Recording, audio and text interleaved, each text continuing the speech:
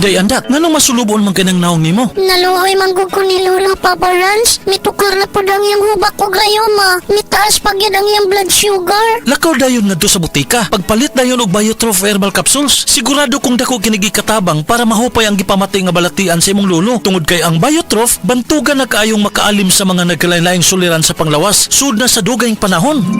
Papa Rans, okay na kaya kong lolo. Salamat kayo sa Biotrof Herbal Capsules, the Wonder Food Supplement. Biotrof herbal capsules, mapalit sa mga butika nga naa sa inyong dapit. Camel, sukang puti, sasuan mo palamin. Camel, sukang puti, maunag yun imong mapili.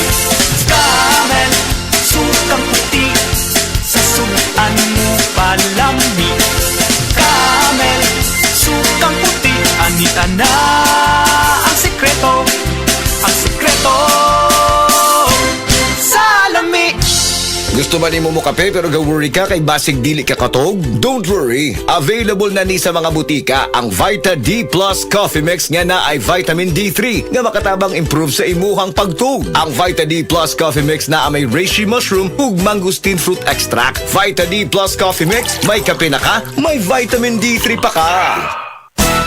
Araw-araw, MX3 para extraordinary. With alphabet gamma na sangkap nito. Tunay, original at natural na suplemento.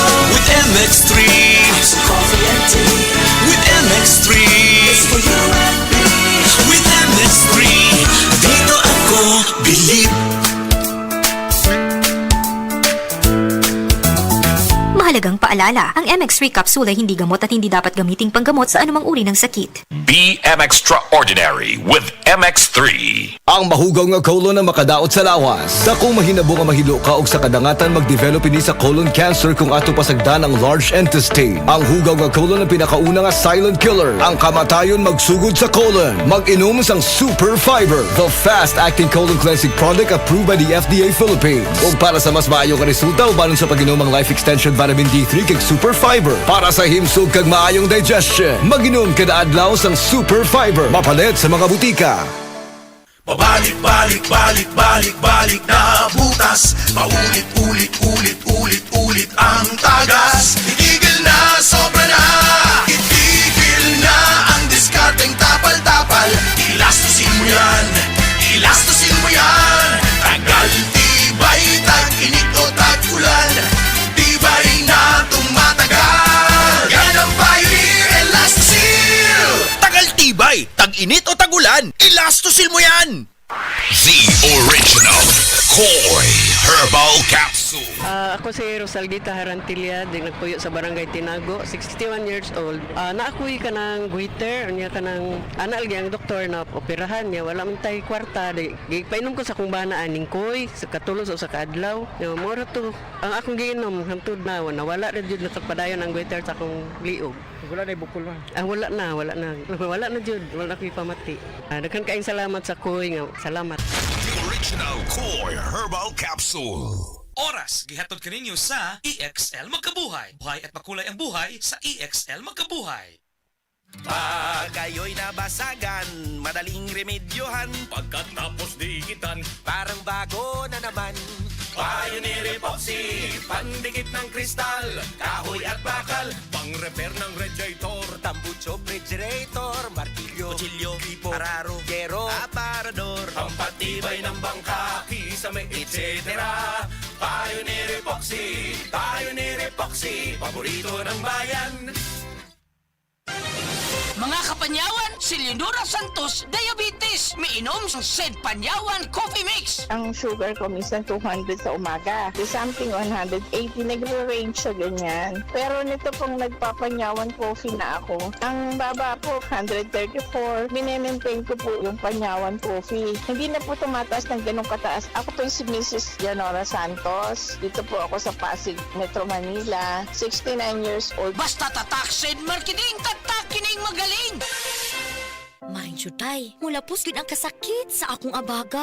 Laki na bawaan nga haplas ani. O maring-an, ang kasangga nako sa aray, Omega Painkiller. Haplas silang o parihas kadako sa piso, mawala dayon ang sakit sulod sa 30 segundo. 30 segundo? Sulayan daw nako. Ay, nawala gid ang sakit. Salamat Maring Judy. Naa na jud ko'y kasaligan sa akong tada aray. Mabatagan gid ang bisa sa Omega Painkiller. Methyl salicylate plus camphor plus menthol is the generic name of Omega Painkiller. If symptoms persist, consult your doctor. Omega Painkiller. Gasing pisong laki lang ang kailangan. Works in as fast as 30 seconds. Ang aking hashtag, kasangga sa aray. This newscast is brought to you by Cali, ang magnolia na bubbly. Sa mga workaholic, epektibo ang atong Paragis Bila-Bila Herbal Coffee. Sama na lang ni Roland De La Cruz, nga taga Mati, Davao. Roland De La Cruz, sa Porok Isla, Barangay Central, Porok President. Anong ganahan man kay ka sa kape? Sa Bila-Bila Coffee, laskig ang imong lawas o mayo ang imong lihok. Basta laskig niya kondisyon, makalihok kag may sa trabaho. Kung di ka kainom, mura magluya na ka? Murag luya-luya, lahi ra gyud. Tungod kay nindot gyud ang Bila-Bila Coffee. Kini ginama sa GFMQ Marketing. Kaysa Paragis Bila-Bila, dili na ka mag-agwanta pa. Ako si Radyoman Benji Tanghian. Kining balita hatod kanato sa Paragis Bila-Bila Herbal Capsule na ilhan isip herbal nga kapsula nga makatabang og daghang benepisyo sa kalawasan. Mao kini ang all-in-one nga herbal. Makahatag og kaayuhan sa ato ang mga selula sa lawas, makatarong sa nindot nga flow og limpyuhan ang imuhang dugo nga modagkayday sa ato ang kasing-kasing. Ug karon sa atong balita. Tulo ka mga miyembro sa LGBTQ ang nakadawat og tag 10,000 pesos cash nga nagikan sa Dakbayan sa Lapu-Lapu human sila nagpatuli ubos sa libreng tuli program sa Dakbayan. Ang tulo ka mga sakop sa LGBTQ nga gitago sa pangalan nga Laila 22 anyos, Leslie 26 anyos, Hinabi 35 anyos. Sumala pa nga managsilingan ang tulo ka mga mahuyang diha sa may Sudtungan, Barangay Basak sa Maon, Dakbayan. Ang tulo nalakip sa gatusan ka mga batanon nga nagpatuli dito sa may Hopes Dome sa Dakbayan sa Lapu-Lapu nitong adlong Biyernes. Kini subay sa panawagan sa LGU nga magpatuli ang tanan nga mga batanon sa syudad apan wala damha nga aduna pay mga idaran nga wa di ay matuli. Ang tulo ka mga mahuyang gikuhaan kinig hulagway ni Mayor Ahong Chan o gipost na diha sa social media og nakaangkon og lain-lain nga mga reactions. Kadtong balita hatod kanato sa Paragis Bila-Bila Herbal Capsule. Alang sa kumpleto nga kombinasyon gamita lang ang Paragis Bila-Bila Plus Herbal Capsule. Paragis Bila-Bila Herbal Capsule na uban sa pagpangapi sa Paragis Bila-Bila Herbal Coffee ug ang pagpanghaplas sa Paragis Bila-Bila Liniment Oil. Gama sa GFMQ Marketing. Sa Paragis Bila-Bila dili na ka mag-agwanta pa. Sa dugang kasayuran tawag lang sa 0935-641-0261. Ang Paragis Bila-Bila mapalit sa Diding's Pharmacy sa Manalili Street, Cebu City, Bestway Pharmacy sa Mandawi City, Healthway Pharmacy, JV Butika sa Cebu, Mandawi, Liluan o Osmeña Boulevard. Mapalit usab sa JY Pharmacy sa 32 Osmeña Building, Osmeña Boulevard, Cebu City. Ako si Radyoman Benji Tanghian, DYHP, Tatak RMN. That news was brought to you by ACS Manufacturing Corporation, ISO certified world-class quality. Open cam, Donnie. Which shirt is better? Malabo ka sa screen, Dad. Baka malabong mata. Visit EO Executive Optical for state-of-the-art facilities and expert eye care. Malinaw na, Dad. Ang wardrobe nyo, wala sa uso. EO Executive Optical. Love your eyes. For expert eye care, come to EO Executive Optical. EO Executive Optical. Love your eyes. Si Gemma Libahan, diabetic ug nag-insulina. Apan, miubos ang iyong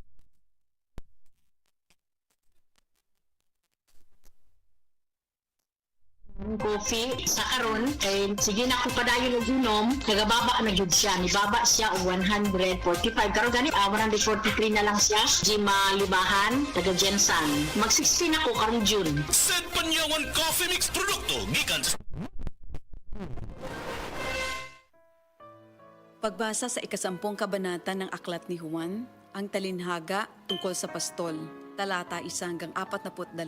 Pakatandaan ninyo, ang pumapasok sa kulungan ng mga tupa nang hindi sa pinto nagdaraan kundi umaakyat sa di dapat pagdaanan ay magnanakaw at tulisan. Ang tunay na pastol ay sa pintuan nagdaraan. Pinapapasok siya ng gwarda at pinapakinggan ng mga tupa ang kanyang tinig. Tinatawag niya ang kanyang mga tupa sa kanilang pangalan at inilalabas sa kulungan. Kapag nailabas na, siya'y nangunguna sa kanila at sumusunod naman ang mga ito sapagkat kilala nila ang kanyang tinig. Hindi siya sumusunod sa iba kundi patakbong lumalayo sapagkat hindi nila kilala ang tinig ng iba. Sinabi ni Jesus ang talinhagang ito, ngunit hindi nila nauunawaan ang ibig niyang sabihin. Kaya't muling sinabi ni Jesus, pakatandaan nyo, ako nga ang pintuang dinaraanan ng mga tupa. Ang mga nauna sa akin ay mga magnanakaw at mga tulisan, ngunit hindi sila pinapakinggan ng mga tupa. Ako ang pintuan.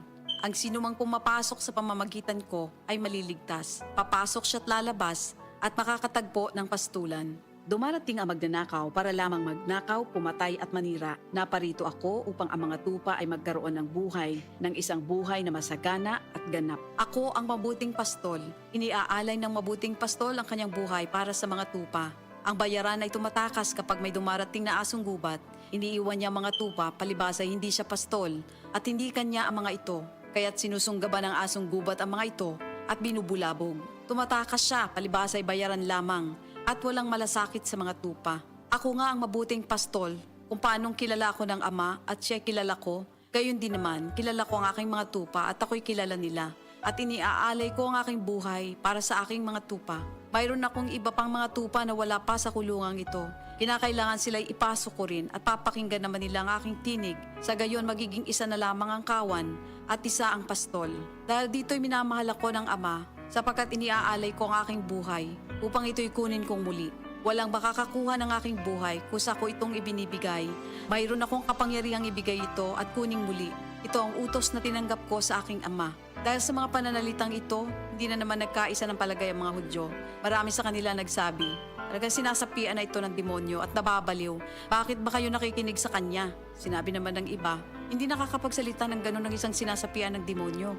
Nakakapagpagaling ba ng bulag ang demonyo?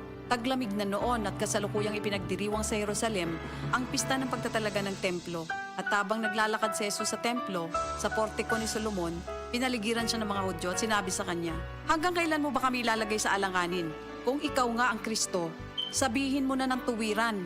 At sumagot si Jesus, sinabi ko na sa inyo, ngunit ayaw ninyong maniwala. Ang mga ginagawa ko sa pangalan ng aking Ama ay nagpapatotoo tungkol sa akin. Ngunit ayaw ninyong maniwala sapagkat hindi kayo kabilang sa aking mga tupa.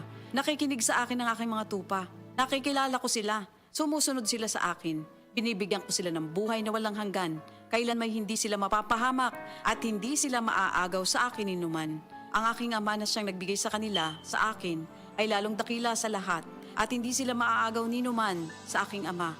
Ako at ang Ama ay iisa. Ang mga pinuno ng mga Hudyo muling dumampot ng bato upang batuhin siya.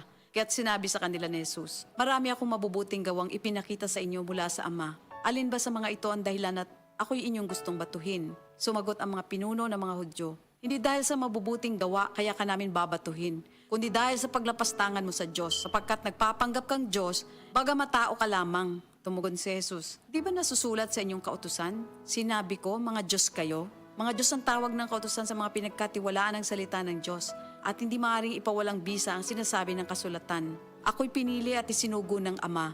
Paano ninyo ngayon masasabing nilalapastangan ko ang Diyos? Dahil sa sinasabi kong ako ang anak ng Diyos? Kung hindi ko ginagawa ang mga pinapagawa ng aking Ama, huwag niyo akong paniwalaan.